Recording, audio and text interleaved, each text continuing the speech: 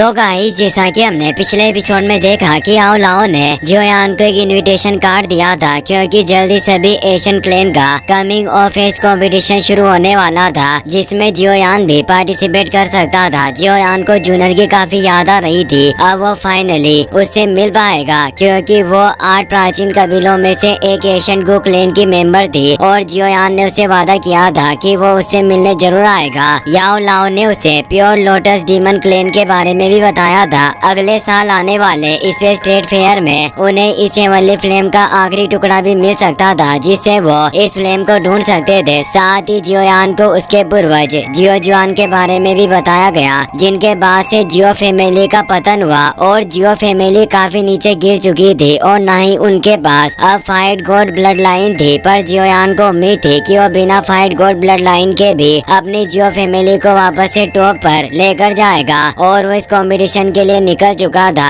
गो junior को भी old high से पता चल गया था कि जियोयान गो क्लैन में आ रहा है और जूनियर ने सभी एल्डर को बता दिया कि वो जियोयान से प्यार करती है, इसीलिए उसके लिए मुसीबतें बढ़ने वाली थी। पर उसे जियोयान की पावर पर पूरा भरोसा था कि वो सभी पावरफुल पेटिशनर को हराकर उसे जीत लेगा। जियोयान अपने फ्लाइंग शिप की मदद से लगातार आगे बढ़ रहा होता है और वो ईस्टर्न रीजन में पहुंच गए थे। जियोयान के साथ लिटिल फेरी डॉक्टर एल्डर तियानो और किंगलिन होते हैं। कुछ ही वक्त में वो गो क्लैन के एनर्जी बैरियर के पास पहुंच जाते हैं। इस एनर्जी बैरियर के अंदर ही गो क्लैन प्रोटेक्टर था और कोई बाहरी व्यक्ति इसके अंदर प्रवेश नहीं कर सकता।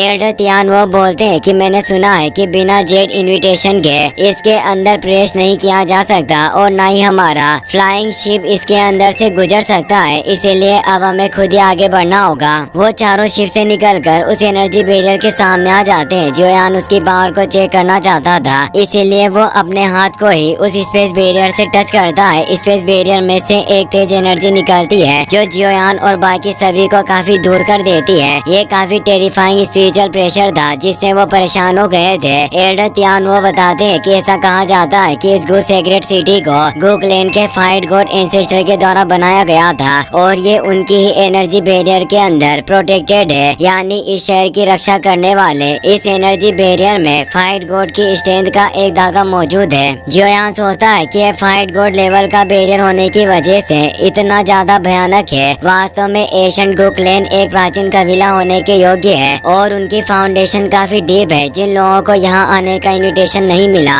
वो अपनी पूरी ताकत लगाने के बावजूद भी इस गो सेक्रेट सिटी के अंदर प्रवेश नहीं कर सकते और अब वो अपने जेड इन्विटेशन कार्ड को बाहर निकालता है और जैसे ही वो बैरियर की तरफ उसे पॉइंट करता है, उनके अंदर जाने के लिए रास्ता ओपन हो जाता है और वो चारों गो सिटी के एंट्रेंस की तरफ बढ़ने लग जाते हैं। अब हमें गो क्लैन के एंट्रेंस का सीन दिखाया जाता है, जहाँ गो क्लैन के काफी सारे सैनिक पहरा दे रहे थे, जिन्हें ब्लैक सबमर्ज्ड आर्मी कहा जाता है। यहाँ की सिक्योरिटी इतनी टाइट थी कि कोई भी बिना परमिशन के अंदर प्रवेश नहीं कर सकता और इन सभी को सेवंथ कमांडर ही लीड कर रहा होता है, जो वही जियोयान का पुराना दुश्मन लिंग क्वान होता है, जो जियोयान के जूनियर से प्यार करने की वजह से उसे हमेशा रास्ते से हटाना चाहता था। वो जियोयान को वहाँ आते हुए देख लेता है, जिससे उसका खून खोल उठा, क्योंकि पिछली बार जियोयान ने उसे बहुत पीटा था। वो अपने सभी सैनिकों को ऑर्डर देता है, जिससे वो सभी जियोयान और उसके साथियों को घेर लेते हैं और हमला करने की पोजीशन में आ गए। लिंग क्वान भी अब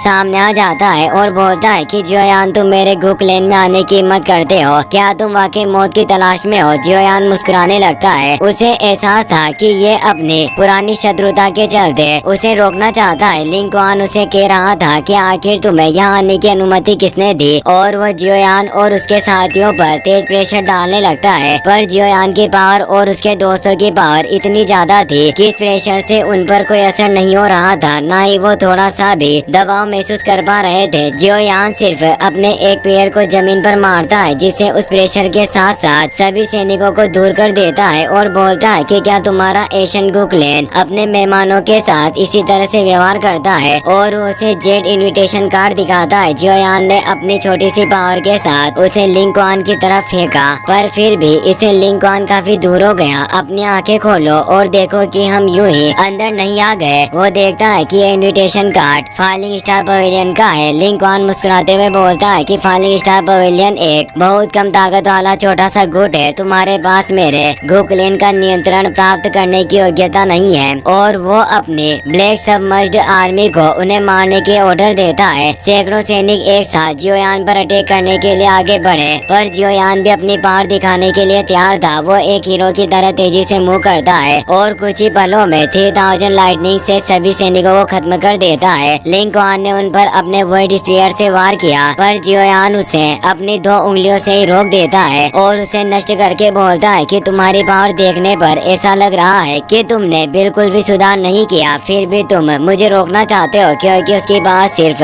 1 स्टार फाइट वेनरेट रियल्म में ही पहुंची थी। लिंग क्वान अपने ही लोगों के सामने शर्मिंदा हो रहा था, इसीलिए वो जियोयान पर पाम अटैक करने बढ़ा, पर जियोयान आगे से हटकर उस पर एक स्पीड किक मारता है, जिससे लिंग क्वान की सोल उसकी बॉडी से दूर हो गई। ये एक तरह का सोल अटैक था, जिसे लिंग क्वान काफी दूर जाकर टकराता है। जियोयान ने इनविटेशन कार्ड को भी वापस ले लिया। सभी सैनिक जियोयान की पावर देखकर काफी डर गए थे। लिंग क्वान भी हैरान था कि जियोयान स्पेशल अटैक भी कर सकता है। जियोयान उसे वार्निंग देता है कि अगली बार से तुम ऐसे मूर्खतापूर्ण कार्य मत करना, क्योंकि मेरे जैसे नरम दिल वाले बहुत ही कम लोग होते हैं। लिंग क्वान गुस्से में वापस जियोयान पर अटैक करने बढ़ा, पर तभी एक सीनियर कमांडर आ जाता है, जिसकी पावर लिंग क्वान से काफी ज्यादा थी और वो 5th कमांडर होता है, इसीलिए सभी सैनिक उन्हें रेस्पेक्ट देते हैं, यहाँ तक कि लिंग क्वान भी उसे रेस्पेक्ट देता है। 5th कमांडर पूछता है कि लिंग क्वान आखिर यहाँ पर हो क्या रहा है। लिंग क्वान उसे झूठ बोलता है कि ये सभी लोग बहरूपीय हैं और संदिग्ध पहचान के साथ इन्होंने हमारे गुर रियल्म में प्रवेश करने की हिम्मत की, इसीलिए मैंने अपने लोगों को इन्हें रोकने का ऑर्डर दिया, पर ये हमारे साथ ही बदतमीजी कर रहे हैं। 5th कमांडर गुस्से में उस पर प्रेशर डालने लगता है और बोला कि लिंग क्वान तुम्हें पता होना चाहिए कि जो लोग जेट बैरियर को पार करके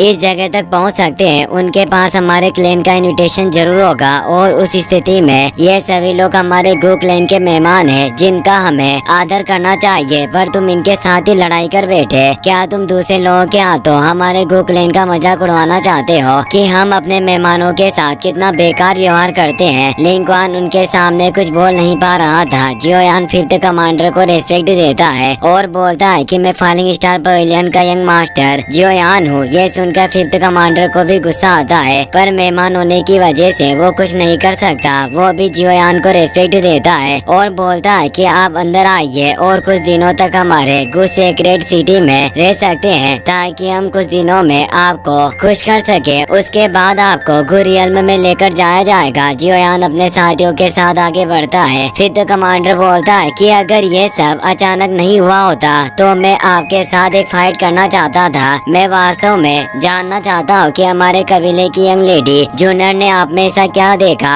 जो वो आपके प्यार में अंधी हो चुकी है। जियोयान कहता है कि तुम जब चाहो मुझसे फाइट करने आ सकते हो, मैं हर पल तैयार हूँ, और अब वो अपने साथियों के साथ अंदर चला जाता है। 5th कमांडर सोचता है कि ये लड़का काफी इंटरेस्टिंग है। लिंग क्वान को जियोयान पर काफी गुस्सा आ रहा था, क्योंकि एक बार फिर जियोयान ने उसको बदनाम किया था, इसीलिए उसने कसम खाई कि वो इसका बदला जरूर लेकर रहेगा। अब हमें अगले दिन एशियन गो क्लेन के एरिना का सीन दिखाया जाता है, जहाँ ट्रायल चल रहे होते हैं और पेटिशनर योग्यताओं के अनुसार अपने अपोनेंट को चैलेंज करके लड़ रहे होते हैं। जियोयान भी वही अपने साथियों के साथ बैठा हुआ चाय पी रहा होता है। जियोयान अपने साथियों से पूछता है कि क्या तुमने इस गो क्लेन की ब्लैक सबमर्ज्ड आर्मी के बारे में जानकारी प्राप्त की है। लिटिल फेई डॉक्टर हमें जवाब देते हुए बताती है कि गो क्लेन की selection process black submerged army के मेंबर के लिए काफी ज्यादा स्ट्रिक्ट है। मैंने सुना है कि एक सर्टेन एज के व्यक्ति जिन्होंने एक स्पेसिफिक लेवल में योग्यताएं प्राप्त की है, केवल वो ही इस सिलेक्शन कंपटीशन में हिस्सा ले सकते हैं और इस आर्मी का हिस्सा बन पाते हैं। साथ ही हर साल ये एग्जाम इनके लिए काफी कठोर होता जाता है। तियान वो भी बताते हैं कि मुझे पता चला कि इस ब्लैक सबमर्ज्ड आर्मी के अंदर एक ग्रेट कमांडर, 4 ग्रेट जनरल और 2 सबमर्ज्ड किंग हैं। जनरल और किंग कमांडर लेवल से ऊपर आते हैं और पावरफुल लेवल के साथ पावरफुल पोजीशन को होल्ड करते हैं। यानी कहा जा सकता है कि ये सभी लोग जीनियस है जो काफी यंग एज में फाइट वेनेरेट रियल्म तक पहुंच गए होंगे।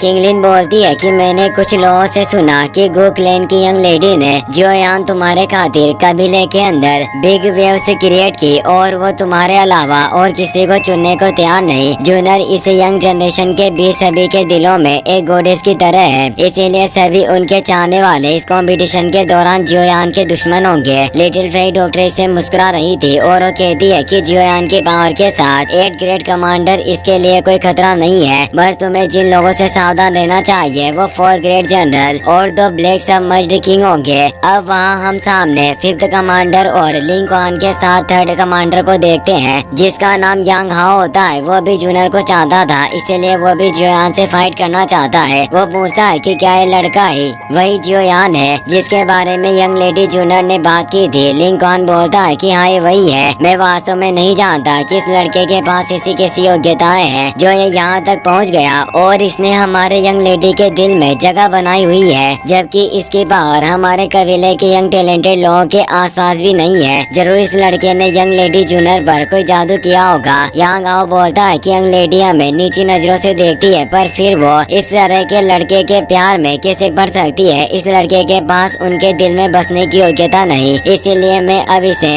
इसकी औकात दिखाऊंगा। 5th कमांडर बोलता है कि तुम इसके साथ कुछ गड़बड़ मत करना, क्योंकि आखिरकार ये हमारे मेहमान है। यांग हाओ कहता है कि तुम निश्चित रहो, सब कुछ नियमों के अनुसार ही होगा। यांग हाओ की पावर भी 5 स्टार फाइट वेनेरेट रियल्म में थी, इसीलिए वो ग्राउंड में आ जाता है और अनाउंस किया जाता है कि ब्लैक सबमर्ज्ड आर्मी के 3rd कमांडर यांग हाओ पिल गैदरिंग चैंपियन जियोयान से फाइट करेंगे। सभी इससे हैरान थे, साथ ही जियोयान भी हैरान हुआ। यांग हाओ बोलता है कि मैं 3rd कमांडर हूँ और मैंने मिस्टर जियोयान आपके ग्रेट नेम के बारे में बहुत कुछ सुना है। क्या आप मुझे इस अरीना में कुछ सलाह दे सकते हो? जियोयान मुस्कुराते हुए कहता है कि शायद ये सब इन्होंने पहले से ही सेट कर लिया है, पर ये मेरे लिए एक मच्छर से ज्यादा और कुछ नहीं। यानी वो उससे लड़ने के लिए तैयार था। इसी के साथ ये एपिसोड यहीं पर खत्म हो जाता है। नेक्स्ट पार्ट जल्दी देखना चाहते हो तो इस वीडियो का 10 के लाइक जल्दी पूरा कर देना और अपने दोस्तों के साथ शेयर करना ना भूलें। Thanks for watching.